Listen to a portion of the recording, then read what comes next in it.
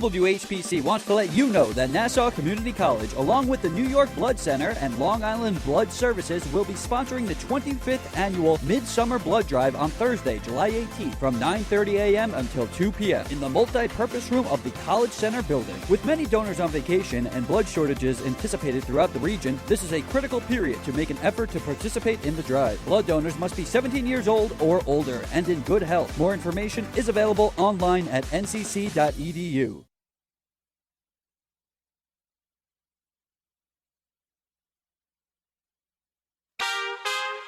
Hello, this is Uwe Riggers, host of the German Hit Parade. Tune in every Monday evening at 7 to hear many of the most popular German recording artists of the past 60 years. Hört euch die schönen Lieder an. During our 60-minute show, you will also hear about the latest events in the German-American community, and you will never know who may turn up live at our studios or at what event we may turn up live. So tune in every Monday evening at 7 for the German Hit Parade on the voice of Nassau Community College 90.3 WHPC. This is the #1 community college radio station in the nation. The voice of Nassau Community College. 90.3 WHPC. WHPC HD. Garden City, Long Island. Available anytime on your smart speaker. And anywhere on iHeartRadio.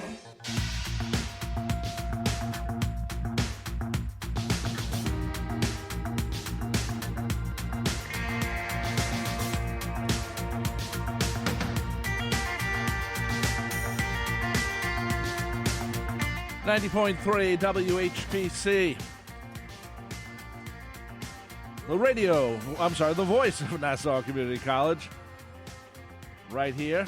From the press box, it is Monday, 9 a.m., which means From the Press Box is on, part of the WHPC Sports Talk family.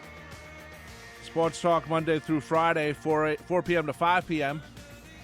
And then, of course, another edition of Sports Talk Thursdays, 9 p.m. to 11 p.m. I'm Rob Leonard. Joining me is my co-host and award-winning sports writer brother, Tim Leonard. Hello, brother. How are we doing? Good morning, brother. How are you? Back in the studio after being away for a couple of weeks. Yes, I am. We welcome you back. By the way, happy Bobby Bonilla Day. Thank you, brother. I know the Mets are celebrating right now. They wrote a check to celebrate. And, they might be celebrating a Robinson Cano Day one day. Who knows? Because Robinson Cano is turning out to be maybe one of the worst trades the Mets ever made. And they've made some beauties. Well, I mean, they made that trade basically for Edwin Diaz. Yeah, but he hasn't done anything. As we said, when the trade was made, why were the Mets picking up $100 million of Cano's contract over 5 years when they were giving away two of their three best prospects in the deal? I mean, it was. I said it then. I'll say it again because I've been proven correct. Brody Van Wagenen got suckered. The Jerry DiPoto of the Seattle Mariners is an astute trader, loves to trade, and he took advantage of the new guy. Yep. And good for him. That's what he's supposed to do in his job. But Brody is supposed to be smart enough. And Brody, of course, was Robinson Cano's agent. Yeah, which was he got a lot of his old clients, and as it turned out, it was not a good idea. No, it wasn't. Familiarity breeds contempt, brother, as the saying goes. He should have known also that his player maybe he was over a year and a half ago. Well, but I don't know about that. Cano is typically more of a second-half player, but all of that being said, he certainly is having an awful first half. Yes, he is. Yes, he is.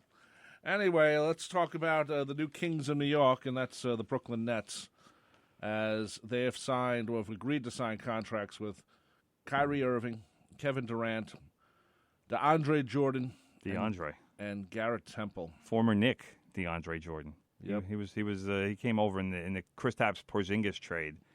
You remember, brother, when Knick fans and anybody who loved basketball in New York City was all ecstatic right after the Kristaps Porzingis trade, and the Knicks were crowing about how they had two max salary spots, and it's going to change. This is going to be the offseason. It's going to change. We're going to get Kyrie. We're going to get KD. We're going to get Zion. It's all coming home for the Knicks. And everybody was all gung-ho. And what did I say on the show when all of that was going on, brother? I forgot. What did you say, brother? I'd like you to hear it from you. I said, silly Knicks fans. Well, I said you'll be lucky to get one of them. I'm sorry. Not signing Kevin Durant, I totally agree with that. I'm sorry you do not give a player that much money to sit for a year. There's no can you even claim that on your insurance? I'm going to surprise you, brother. If you know the person you're signing, it can't play. I don't know, but I'm going to surprise you. Okay. I agree with you. Thank you. Because I think the Knicks, in the situation that they are in, I think it would have been. Put it this way: this is a situation that the Nets could afford to take the risk, but that is only because they are in a better situation than the Knicks. They are. Now, that is where I will rip the Knicks, because 3 years ago, the Brooklyn Nets were 20-62, and coming off the season of being the worst franchise in basketball, and 3 years later, under Sean Marks, who I maintain is one of the three best GMs in basketball, and Kenny Atkinson, who, as far as I'm concerned, is the hardest working coach in basketball, the Nets have completely turned around their culture.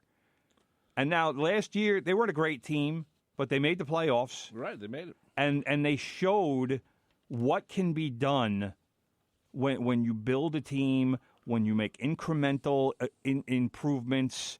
The Nets... Their biggest name was D'Angelo Russell, who now apparently is doing a sign and trade to go to the Golden State Warriors. But they got him off the scrap heap. They made a trade with the Lakers after Russell, as you remember. There was that situation with what's his name, Swaggy P, and some blonde singer, I don't even remember her name. But he apparently taped something in the locker room with Mr. Swaggy P saying some untoward things about his the supposed love of his life, and they broke up, and then D'Angelo Russell was persona non grata, so the Lakers unloaded him, and then traded Lonzo Ball, who they since have traded as well.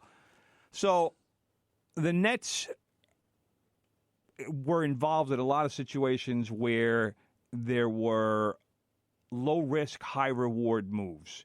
And almost every one of them worked. And that's how you build a franchise. You take those risks. Well, look at the cover of the Daily News. What does it say? I don't know. I can't see. Nets win. Nets win. Get the camera there. We're on Facebook. Yeah, you see. Your place pointed at you, brother. Look at that. Nets win with KD on the cover. Look at that. The front page of the Post. And then the back. Front page of the Post says Nixed. And then on the back, that's the Mecca. The Mecca, it's the Barclays Center. I saw that last night. That is I saw that last night on TV. Here's the Post, which the back page says nothing but Nets with pictures of Kyrie and Kevin Durant, and the front page, flip it around, and so it says Knicks, Knixed, because that's what the Knicks were. And we should say that the Stephen Bondi of the New York Daily News has been banned from covering the Knicks at the Garden.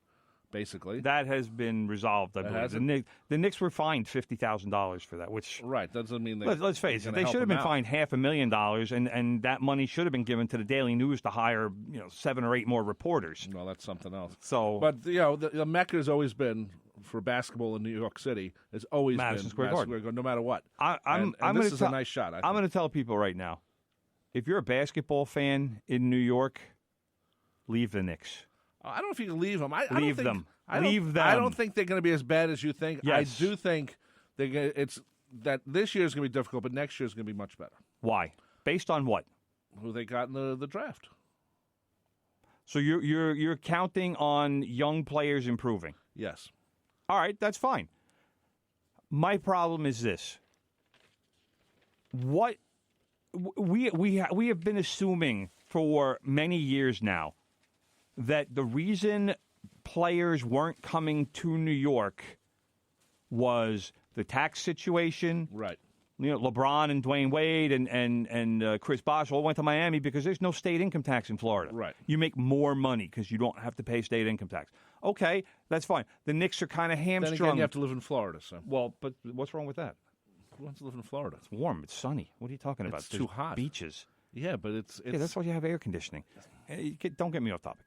So we all assumed that it was taxes or it was any number of reasons that it's been 20 years as a rebuild for the Knicks. Never mind, like I just said, it took 3 years for the Brooklyn Nets. But now we know it's not New York because 2 of the best 5 players in the NBA just committed their futures to the Brooklyn Nets. Right. So what is it? It's the Knicks culture, and that culture starts with James Dolan.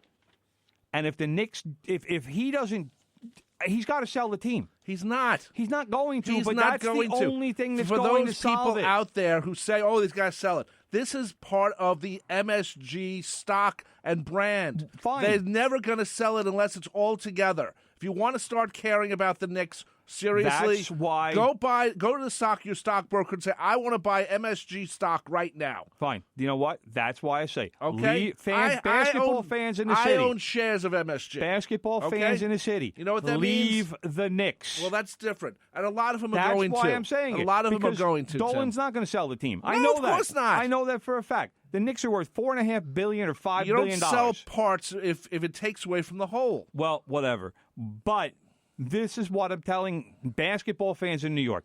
Get off the Knicks. There's nothing there, and there's never going to be anything there until ownership changes. Period. Well, it's the only reason left. What other reason is there for this ineptitude, for this inability to get things done? I don't know. That's the reason. It's not a well-run team. We know that. Well, it's become a better run team. That's the problem. Steve Perry, the GM, he's done a nice job in the 2 years he's been there. Okay. Fizdale is a good coach despite the record last year. The whole point of last season was to tank. So I'm not going to kill Fizdale for winning 18 games. But what the Knicks are right now is a decent young core that's going to take at least 3 years to mature. Now, you just signed Julius Randle a 3-year deal, right. which I thought was a pretty good contract considering some of the numbers that I saw being thrown around yesterday. Bojan Bogdanovic getting $85 million over 4 years. Are you kidding? So to get Julius Randle 3 years for $63 million was actually, I thought, a pretty good contract, given all the crazy money that was being thrown around yesterday. Well, I'm glad the Knicks did not sign Kevin Durant. Like I said, it's going to take a year to get better, and who knows even after that. You know, is he going to turn into like Bernard King, who really worked his butt off to come back, or is he just going to be like, well, who cares? I'm getting paid anyway. Yeah, but Bernard King was different. It was never diagnosed, but he basically had an ACL, right? And you know that was back in the day before they had an ACL surgery, right? So Bernard King had to will himself to get back onto the court, and he did it. So, and I understand, and I've said this about the Achilles. To me, the Achilles is a far worse injury than an ACL. Oh, sure. Because you genuinely have to just stretch out the ligament, and it's a thing that you have to maintain every day. You have to continue to stretch it out, and it's never going to be what it was. Right. That's the injury. That is an Achilles injury. Okay. So I don't think Kevin Durant is ever going to be 100% of what he was. Now, could he be 95%? Sure, he could be, but I don't think he's going to be the exact same player. Are there any other free agents right now that the Knicks could sign, or is everyone signed by? I mean, technically, you can't legally sign until the 6th, but everyone's made their no. Free agency started yesterday. No, but I think the announcements can't come until the 6th. No, everything was announced yesterday. It was but all. They haven't signed. No one signed official contracts yet. I think it takes to the 6th. I don't think so. Oh. Yesterday was the day it opened. Free agency opened on July 1st. Right. Or June 30th, I'm sorry, at 6 p.m. And there was a flurry, NFL-like flurry of deals that were announced and sign and trades, and this guy's getting this much, and this guy's getting this much, and oh my God, why aren't the Knicks signing anybody? Is there anyone left, brother? Cousin Kawhi. He's it. Kawhi? And he's not coming to the Knicks. Why not? Because he wanted to be part of a package. He wanted. There was talk about him and Durant going somewhere together, as opposed to Durant and Kyrie, which was the early talk that. Well, that the Nets everybody signed was doing. 4 people. They're not going to sign anyone else, most likely. I don't know that they can sign anybody else So because why they're couldn't the pretty Knicks pretty sign much Kawhi? capped out at this point. Why not sign Cousin Kawhi? Because Cousin Kawhi doesn't want to come to the Knicks. Cousin Kawhi is looking at Toronto. He's looking at the Lakers. He could go to the Lakers, or he's looking at the Clippers.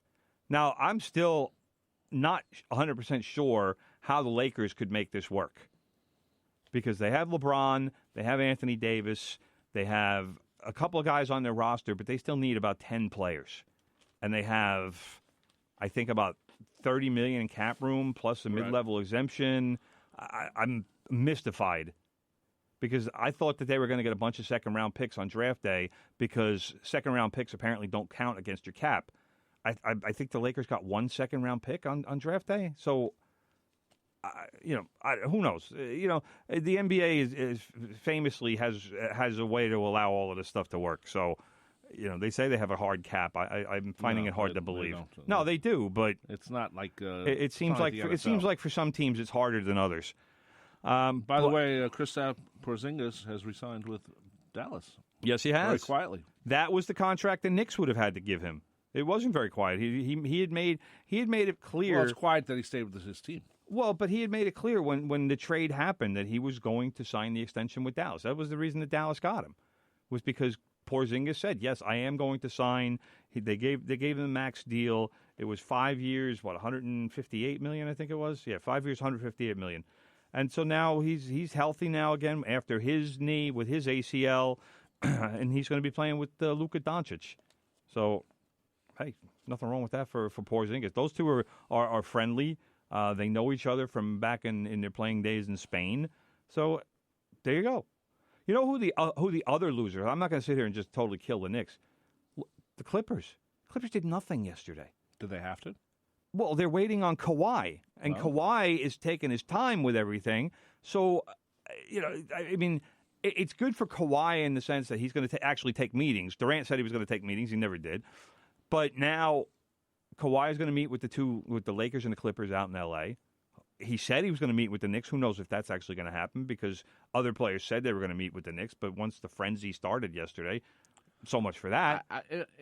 Cousin Kawhi, you know what? Either go back to the Raptors. Come to the Knicks. Come to the Knicks. He's not going to.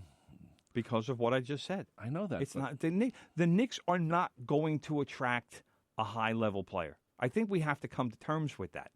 They haven't. That it's not going to happen because they talked about LeBron. Oh, LeBron's going to come to the Knicks. LeBron's going to meet with the Knicks. Oh, wow. Hey, meetings don't mean anything. You know what means something, brother? Sign contract. Well, it means that he probably got a free lunch out of it. Big deal.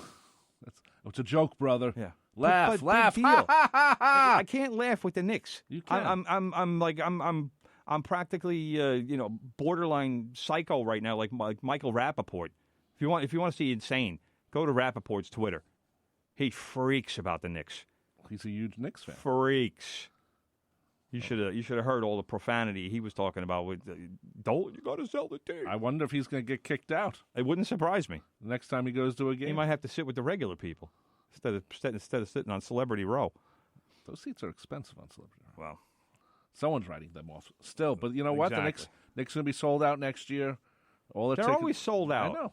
But I'm telling you right now, this is not a team. This is the big switch. In the next few years, you're going to see a lot more Nets fans.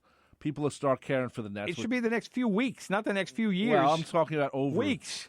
That people are going to start caring about the Nets more, which, if you're the Knicks, you could have easily prevented that.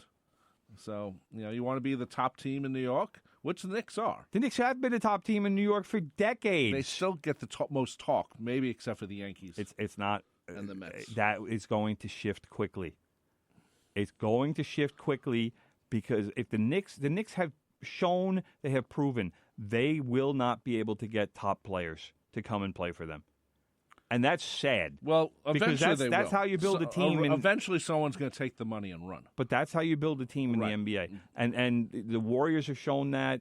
You build through the draft and then you supplement with free agents. Is Cousin Kawhi, does he have any certain contract limits? Yeah, of course they all do. Okay, I mean, I'm not sure what the Knicks can offer him, but suffice it to say, it's probably in the 4-year, $150 million range. That's around what all the contracts are these days. Well, I mean, you never know. I mean, not that I expected at this point that they signed 2 people already. I don't know. I know, but like I said, Julius Randle's a nice player. He had a little bit of a breakout season last year, but he wound up finishing the season with the New Orleans Pelicans, who Anthony Davis didn't want to play for him anymore. They were a team that had nothing to play for. So when you're in that kind of situation, anybody in the NBA can put up numbers. All you have to do is just show that you care a little bit, especially on that kind of team. Right. All right, you know what? Nobody feels like playing. Guys are just going through the motions and collecting their checks. But hey, you know what? Hey, get me the ball. I'll play. I'll post guys up and score 20 a game. You know what? $63 million for 3 years, $21 million a year. That's what the Knicks gave Tim Hardaway Jr. a couple of years ago. I know. So I'll take Julius Randle over Tim Hardaway Jr. any day of the week. So you know what? He gives him a little bit of rebounding help from Mitchell Robinson. He's a guy who he's only 24. He turns 25 in November. He seems like he's in an upward arc as far as his career goes. I can't rip the signing. No. Because he was what they could get. And he's a pretty decent player. I have nothing against what the Knicks did. I just wanted them to be better than what they did. They needed to be better than what they did. If no one else got signed and these were the 2 they signed, okay, you know, it's a nice, safe deal. But, you know, with all this talent that's out there, you expected the Knicks, who were one of the richest teams in the league, let's be honest, you would expect them to do just a little bit more. But, you know, I don't know. The stock has gone down. It was at $315 at one point, and now it's at $275. So I'm not sure if that means anything. But our man on Facebook, Tommy Two-Tone, says Knicks fans, it's better to laugh instead of cry. And then he said, sorry, and you stink. Thank you, Tommy Two-Tone. If you give us a call, 516-572-7440. We're going to take a break. I'm Rob Leonard. He's Tim Leonard. You're listening to From the Press Box. This show becomes a podcast later on where you find podcasts. Spreaker.com, iHeartRadio. We'll be back right after this. Hey Siri, what is the square root of 64? The answer is 8. Hey Siri, how much wood could a woodchuck chuck if a woodchuck could chuck wood? Don't you have anything better to do? Hey Siri, where did some of my favorite hip-hop producers and MCs alike originally get their samples from? Ask DJ Solero on Lyrics to Go. Hi, I'm DJ Solero. Join me for the music of yesteryear, the music that hip-hop producers have gone on to sample in later years, along with some of the best hip-hop music that the 80s, 90s, and the new millennium have produced. I told you DJ Solero knew the answer. I also told you to take a shower, but that hasn't happened. So, no way of knowing if you will follow this advice either. It's Lyrics to Go for a true musical inspiration, now at a brand new time. Listen Friday nights at midnight, right here on the voice of Nassau Community College, 90.3 WHPC. Hey, that was my line. Sorry. All hit music. For all those songs radio has forgotten about. Join me, Big Ed, Mondays from 10 a.m. till noon for The Good Gold Show. We'll bring back all the great hits of the 50s, 60s, 70s, and more. The sounds of doo-wop to disco, all the Motown, soul, and great rock and roll. We'll even take your requests and dedications to The Good Gold Show. Music. On the voice of Nassau Community College, 90.3 WHPC, and streaming on the iHeartRadio app. Hi, this is Rita Monte. Would you like to take a trip to romantic Italy with me? Let's go together every Thursday with Profumi d'Italia. You will hear and savor Italy's soul with music from yesterday and today. Learn about Italy's museums, countryside, restaurants, festivals, and wineries. Most of all, you will learn about Italy's history and its people. Thursdays at 5 p.m., experience the essence of Italy on the voice of Nassau Community College 90.3 WHPC. 90.3 WHPC. The voice of Nassau Community College. From the Press Box on your radio right now. It'll be a podcast a little bit later. I'm Rob Leonard. He's Tim Leonard. 516-572-7440. This is the alarm with rain in the summertime, since it's technically summertime.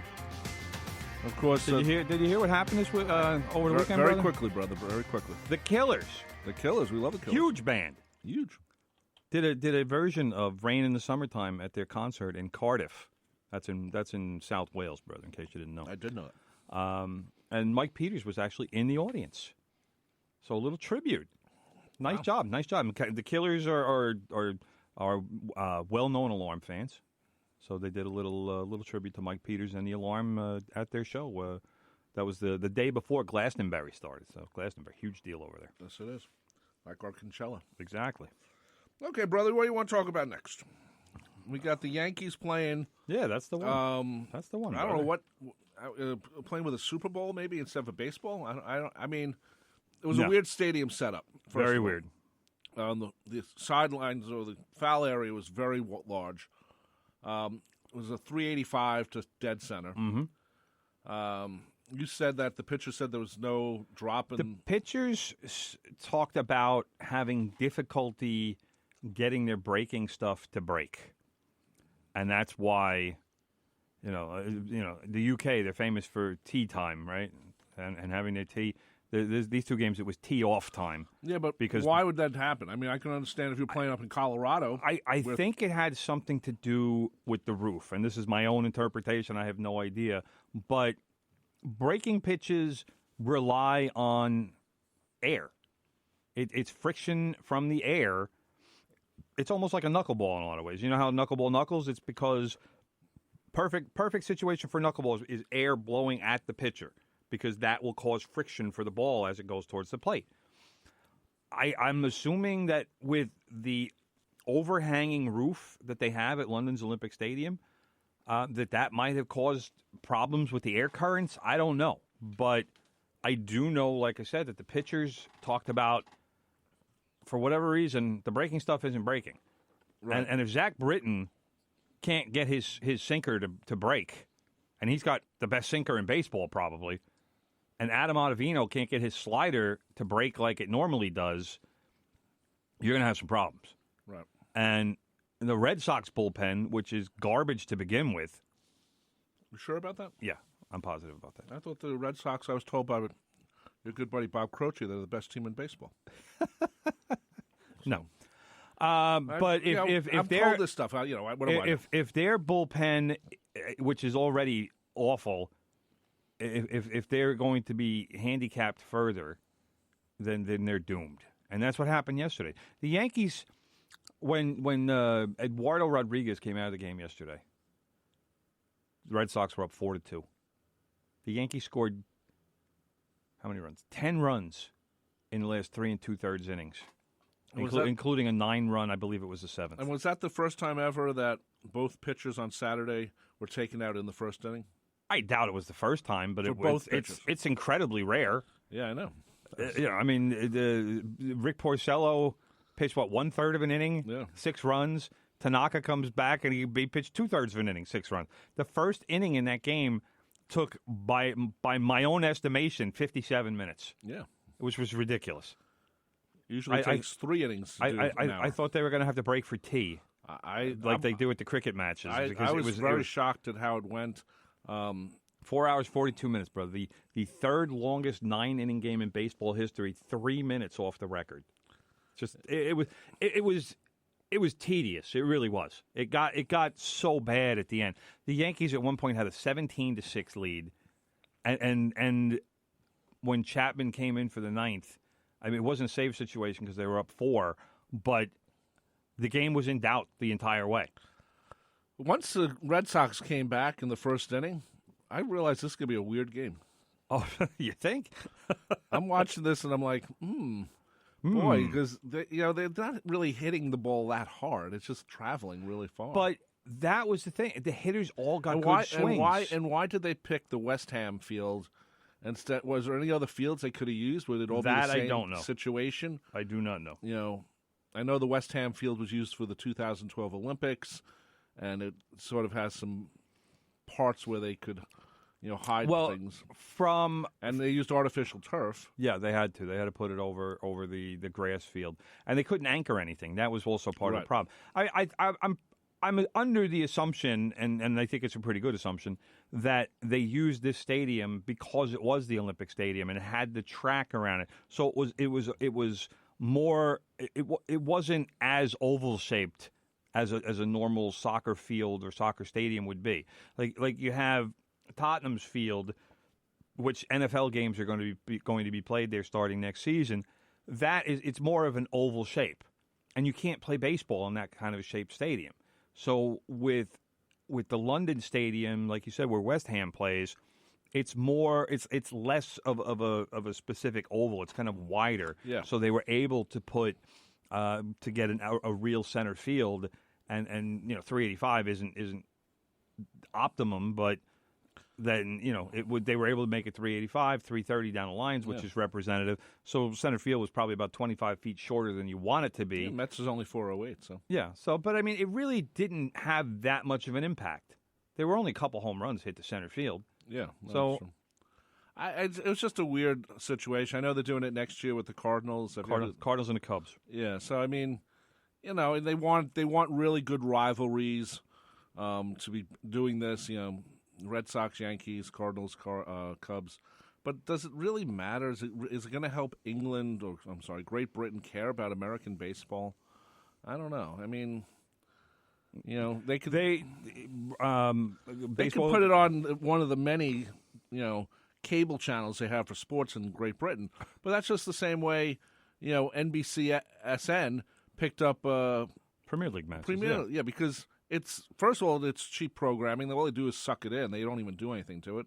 Maybe they put a bug on it. They're looking for people to become invested in the game, and that's how they grow the game. And baseball commissioner Rob Manfred was interviewed, I think it was by Buster Olney, or maybe it was Ken Rosenthal, one or the other.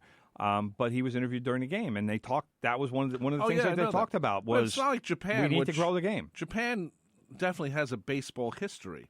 It's ongoing. They have their own league, and it's clearly the second best league in the world. Yeah, so I don't know. I understand why you do it, but it's one, and I like the football too. I like when the NFL plays over there too. So I can't complain. But here's why. I mean, the first game, I know there was 59,000 plus in the stadium, and I'm assuming it was the same for Sunday. The reason it's an event. People want to go. People want to go because, and I have to assume that of the weekend crowd, 70% of them were Americans. Either Americans who live there already or are living there, like our sister Suzanne was over there for 4 years working and living in London. It's for an American living over there. It doesn't even matter who's playing. It's a nice taste of home. A lot of people went and took vacation, Yeah, a lot of people went over. over. About this week, it's the 3-day work week basically for many people. Right. Thursday and Friday are off. So if you left on Thursday and got there on Friday for the Saturday game, you're not losing that many days. So I would have left. I would have left early in the week and spent a bunch of days in London and probably left today, as a matter of fact. So that's what I would have done. So that seems to me like the best thing to do. The Yankees won both games, 17-13 and 12-8. 50 runs in 2 games. It's pretty good. Which was actually a record for the Yankees and Red Sox, which unbelievable. I mean, and the funny thing was somebody put a text out or a tweet out there that said they started listing scores of American football games over there, and the football scores were lower than the baseball scores, like 17-13, and they say like, so-and-so played a couple of years ago, it was 14-10. Right. And it's like, this is ridiculous. Well, the Yankees continue to dominate the AL East. That's true, brother. That's a good point. And they've had a lot of injuries and hurt people. Some of them are back now, but Giancarlo Stanton is hurt again. Luis Severino apparently is being. They're going to start his rehab again because they didn't want him to take an MRI. He didn't want to take an MRI. Apparently, he doesn't like going in the MRI tube. I don't either. But there are ways of doing it. Well, but they apparently are now giving him a week or so off because his lat strain wasn't fully healed. What they do is they put you in the other way, because I did this once. And, if you go in the tube and it's right next to your face, it can be disturbing. What they do is they put you in feet first and they shove you in, and then your head sort of sticks out. which is the way to do it, because they should actually make it so you have to stand, but that's a whole other thing.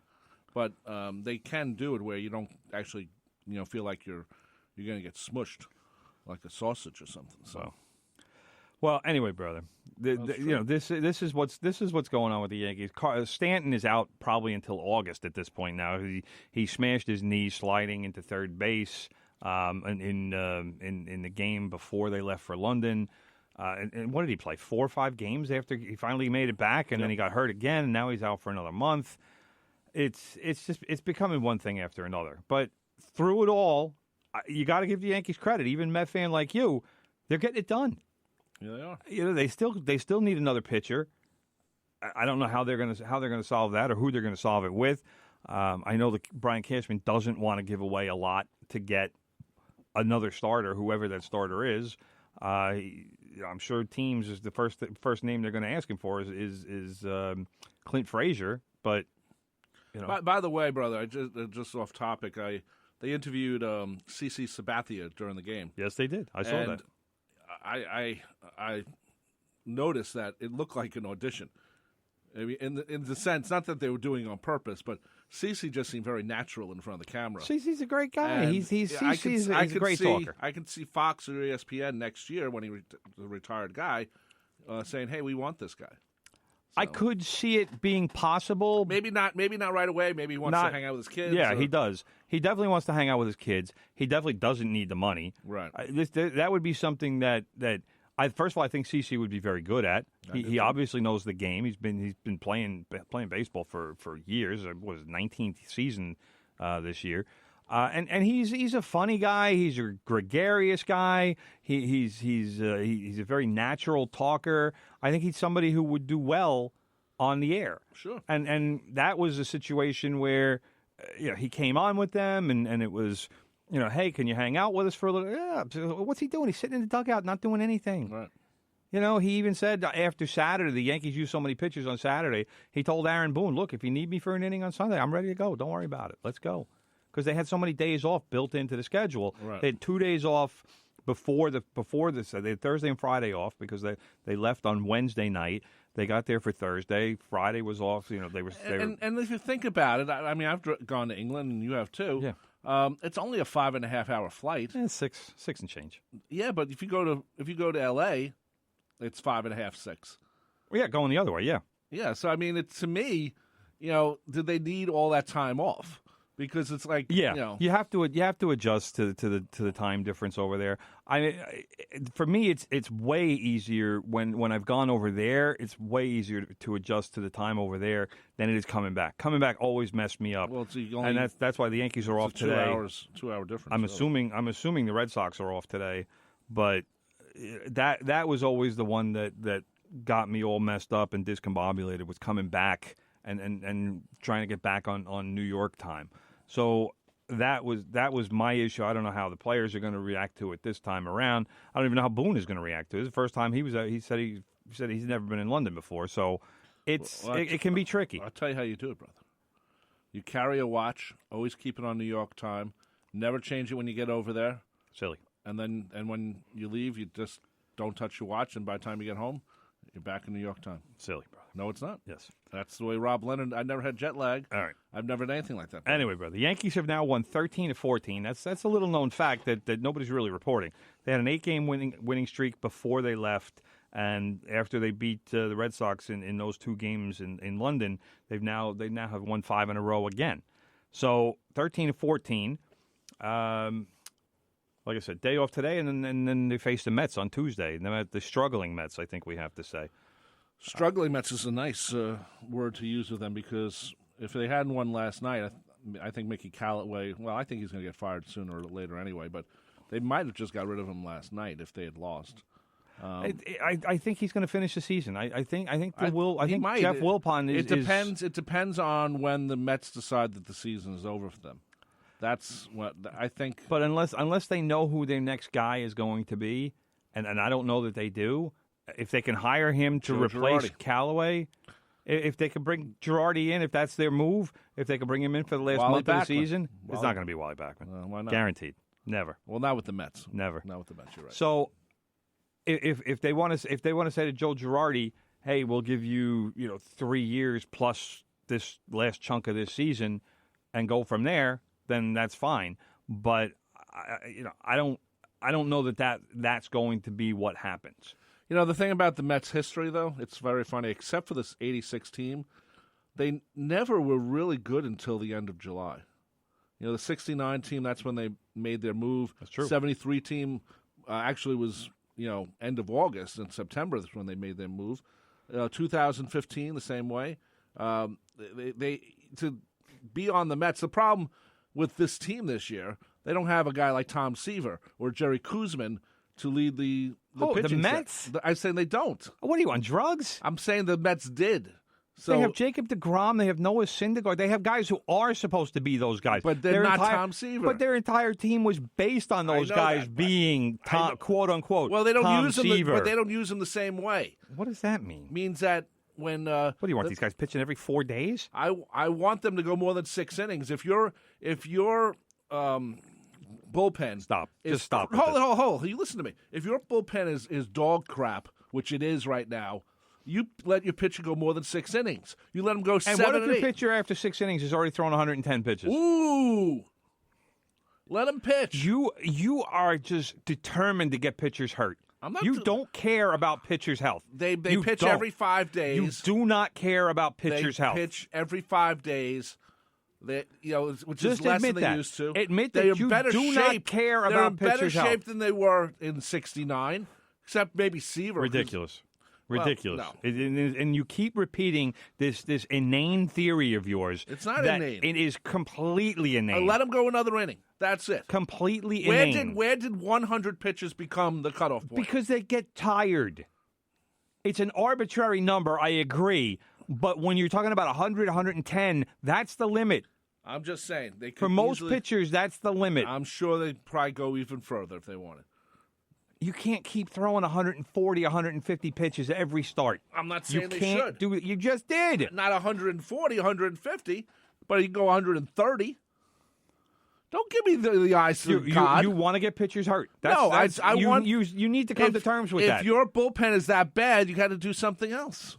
And allowing your starter who's already thrown a lot of pitches and his arm is already feeling like Jell-O. Or maybe that is not the other decision. thing is, you do what I'm not a fan of, but it's becoming regular in baseball. You start your reliever for 2 innings. Why? And then bring in your starter. If the Mets bullpen is that bad, why would you put a reliever out there first? Because it's the beginning of the game. And go down 4-0. There's a difference in the game if you're at the beginning. No, it's not. Yes, it is. No, that's completely wrong. Well, I would try that. I would try something Let's put it this way. different. Let me ask you this. Here's the example. Noah Syndergaard last night.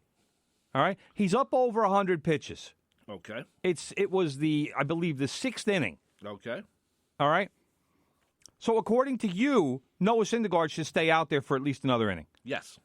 He walked 3 guys in the 6th inning. Okay. I think it was the first time in his career he's ever done that. Okay. So why do you want him to pitch more? Is he over with? Is he at that point? He obviously has lost the strike zone.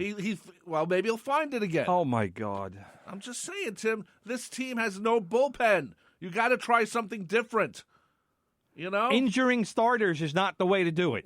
Get the first baseman, the right fielder, whatever. Get Conforto to pitch an inning. Oh, good Lord. Do something different. I don't know. This bullpen's horrible. Every time this is the opposite of the Yankees with Mariano Rivera. When Mariano would come in, the game was over. With the Mets, it's just the opposite. The bullpen comes in, it's like you're scared as hell. Somebody call and help me. No. I'm not letting him on. Call in. Please call in. Anyway, we're going to take a break right now. 516-572-7440. This is sports. Well, it's not sport. Well, it is part of Sports Talk family.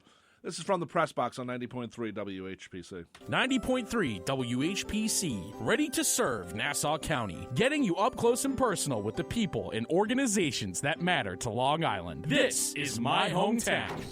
Police Commissioner of Nassau County, Patrick Ryder. My day starts with a briefing every day. I speak to my chiefs about what's occurred in the last 24 hours. I like to walk around the building. I like to get out into the field and see what the cops are doing.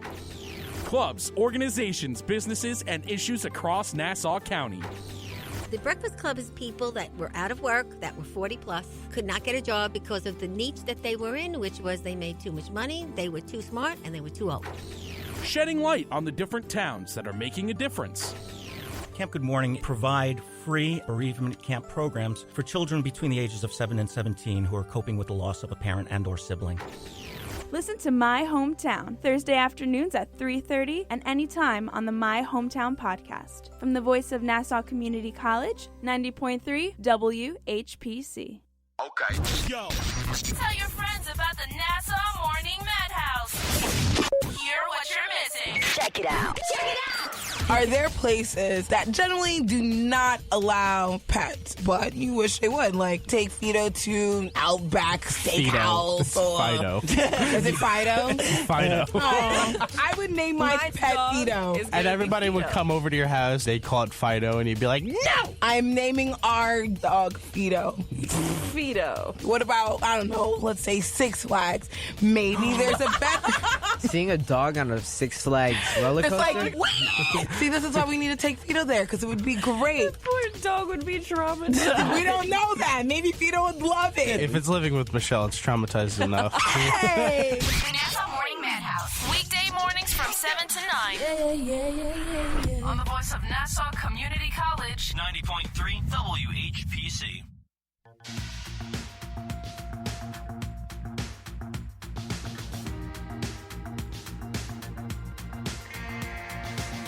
.3 WHPC. From the Press Box here every Monday, 9 a.m. to 10 a.m. Streaming at the iHeartRadio app, the TuneIn.com app, nccradio.org. I'm Rob Leonard. Joining me is award-winning sports writer, and yes, my brother. Hello. He doesn't like having pitchers earn their money. I don't like getting pitchers hurt. Big difference. Yeah, okay. Anyway, we're talking baseball right now. Rich is on the line. Rich, where are you from again? New York. New York City?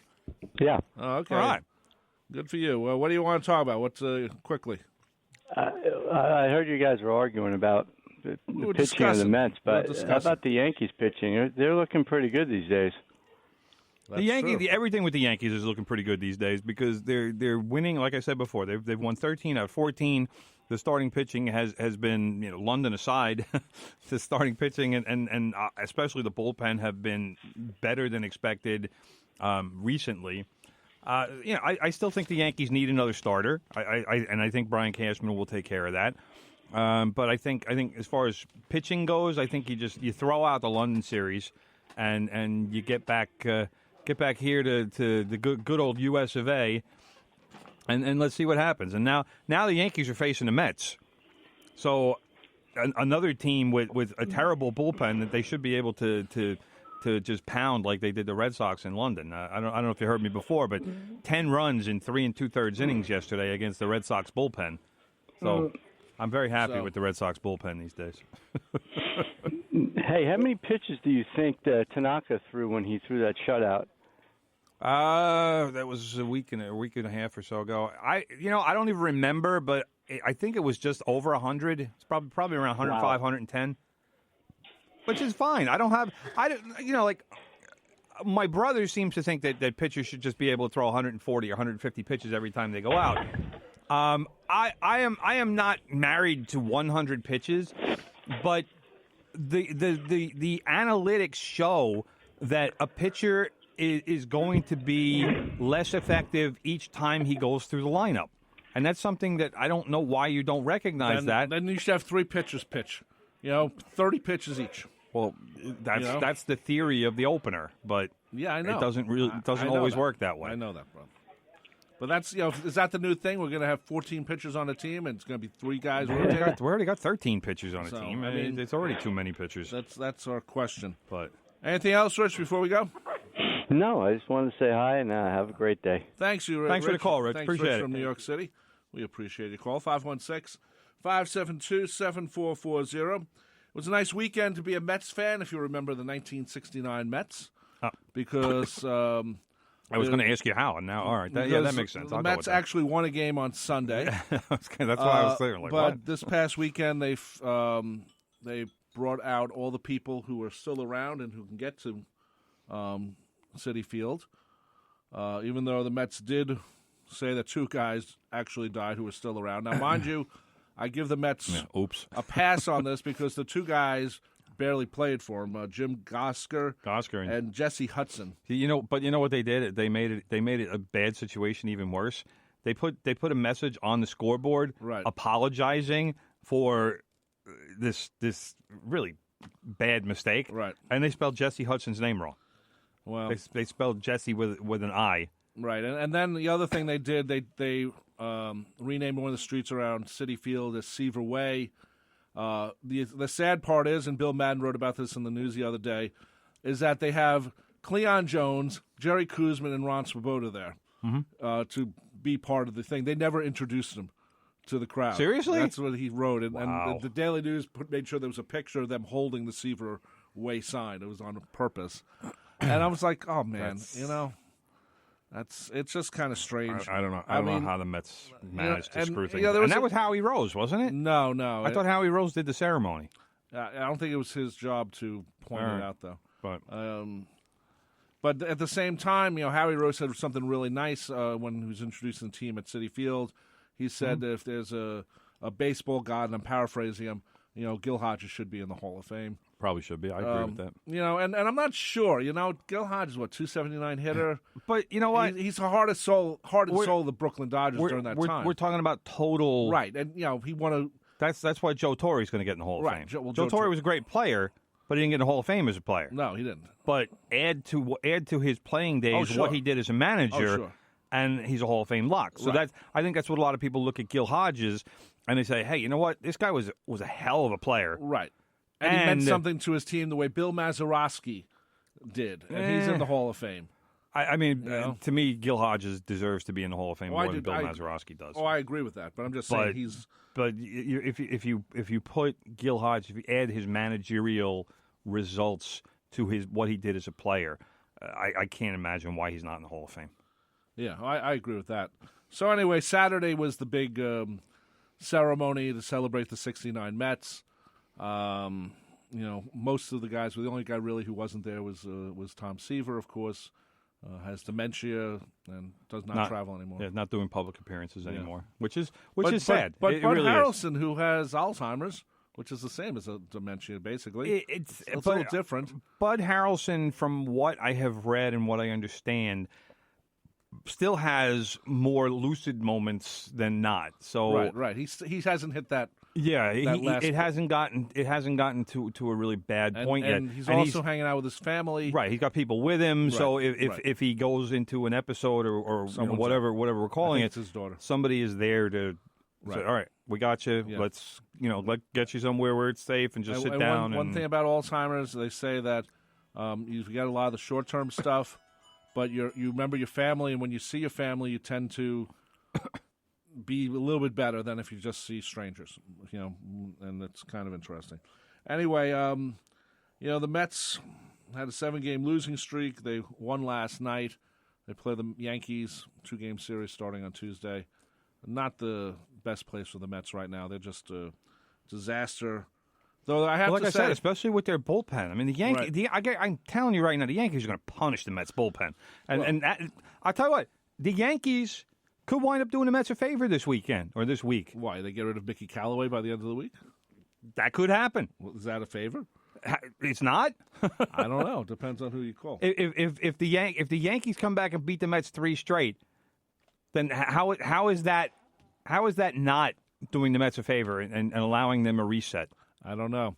You're on the air. What's your name and where are you calling from? Aaron from Long Island. Hey, Aaron. Hey, Tim, how you doing? Oh, my man Tyler Ray. What's up? Hey, what part of Long Island, Aaron?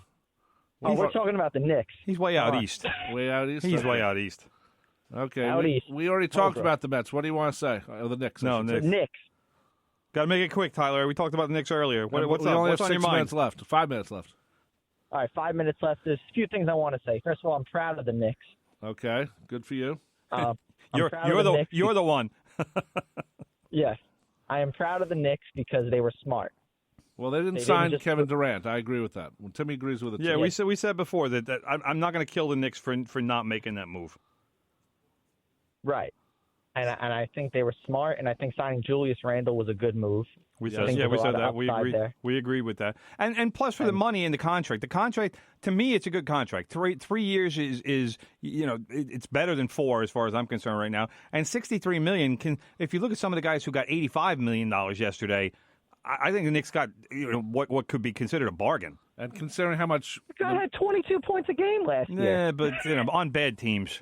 I'm not. Last year was kind of a breakout year for him, but I'm not going to. I'm going to attribute some of that to the fact that he was playing on lousy teams. There, but this is what I will say. This is what I'm going to say about Brooklyn.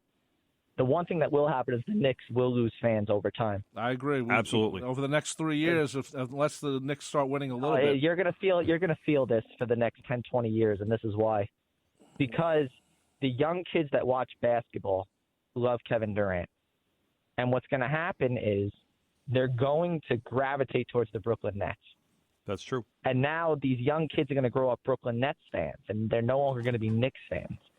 And you're going to feel that effect 10, 20 years down the line. Absolutely. I agree. Absolutely. I mean, we were saying that before. In fact, one of the things that I said was that if you're a basketball fan in New York City right now, leave the Knicks.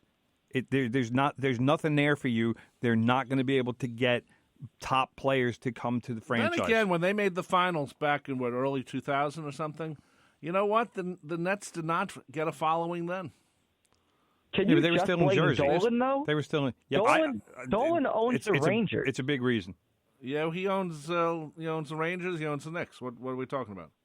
But he owns the point is people don't want to not come to the Rangers because of Dolan. He's not as involved with the Rangers as he is with the Knicks. Although he's not really. He needs to make a public statement not being involved anymore. I'll tell you what, I do give Dolan credit. He gives them the resources to do it.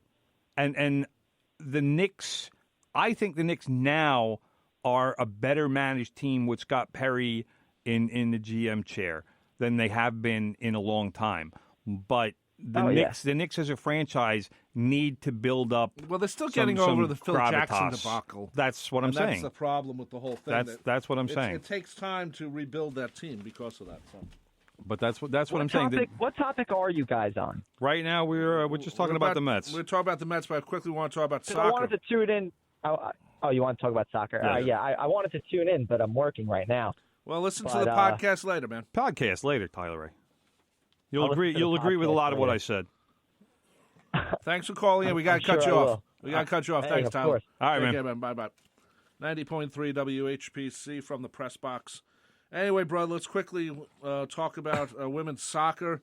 Before that, though, the classic countdown every Wednesday at 6 p.m. Take a trip back in time and listen to the biggest hits of 60s, 70s, and 80s. Zach Turkel plays the top songs of the current week, but just not from this year. That's classic countdown every Wednesday at 6 p.m. right here on WHPC. Big Ed's coming up with good goals in a few minutes. Anyway, brother, the Women's World Cup, just to let you know, the ratings on the Women's World Cup for the U.S. is the highest ever. Booming ratings. Never, ever has soccer had this high of a rating. That includes the men's game from last time. Yeah, of course. So the people are watching Our women are good. Now, hopefully it transfers to the National Women's Soccer League. Which it won't because Sadly, it won't. It's lost on Lifetime, and Lifetime doesn't promote it at all. So, well, right now we're in a situation where the United States women have advanced to the semifinals of the World Cup. Yep. Megan Rapinoe scored twice in a 2-1 win over France. That, as far as I'm concerned, should have been the final. I don't know who put these brackets together, but bad job by them. Next match, United States will play England in the semifinals. And the other semifinal is the Netherlands versus Sweden. That match, I want to say, is Tuesday. Okay. I'm pretty sure I'm right on that. I think you're right, too. So Rapinoe has now scored 4 consecutive goals for the United States. She is tied with Alex Morgan, among others, as the leading scorers in the tournament. Alex Morgan, you might remember, scored 5 goals against Thailand in the first match. Yep. Has not scored since, so I don't know what she's waiting for. But England, that's going to be a tough match. England, not many people realize, England is ranked 3rd in the country, in the world. So really, the winner of that game should beat the winner of Netherlands-Sweden. Netherlands is ranked 8th. Sweden is ranked 9th. Whoever wins this game should be the champion.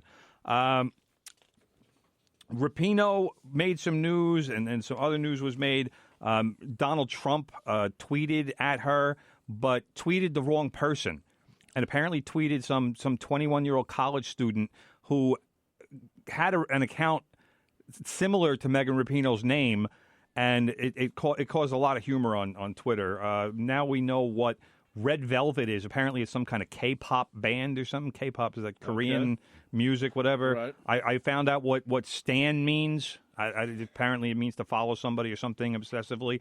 I'm learning all kinds of stuff thanks to Megan Rapinoe and thanks to Donald Trump being a moron. So we got that. The final of the Women's World Cup is Sunday at 11 o'clock. Hopefully all good Americans will be watching the game, and hopefully all of them will be watching the United States win a World Cup. I think they're going to win it. They've been playing really well. I think they also have something to prove to our president. I also want to say this. Crystal Dunn, Rockville Center native, had to start at left back, and it wasn't pretty. But I'll tell you what, she was the second best player on that field against France, and that was a tough match. Right. It was back and forth. France is a very good team. Crystal Dunn just played some defense. She was fantastic in that game. I just wanted to point that out for our Long Island girl. Well, we look forward to talking about the team next week. Anyway, good luck to the Mets tomorrow against the Yankees. We'll see what happens there. Good luck to the Yankees tomorrow against the Mets. Okay, whatever you want to say. Anyway, coming up next, they don't call him Big Ed for nothing. Big Ed and the Good Gold Show, playing the hits that don't get played anymore on the radio. He does a great job, and I hope you stay along to listen to him. And we'll see you next week with From the Press Box, 9 a.m. to 10 a.m. This show becomes a podcast in a few hours if you missed it or want to hear it again. Take care. Bye-bye. The views expressed on air are not necessarily those of WHPC, its management, or Nassau Community College. Responsible opposing viewpoints will be considered by emailing them to whpc@ncc.edu or by mail at WHPC 1 Education Drive, Garden City, New York 11530. Thanks for listening to the voice of Nassau Community College, 90.3 WHPC.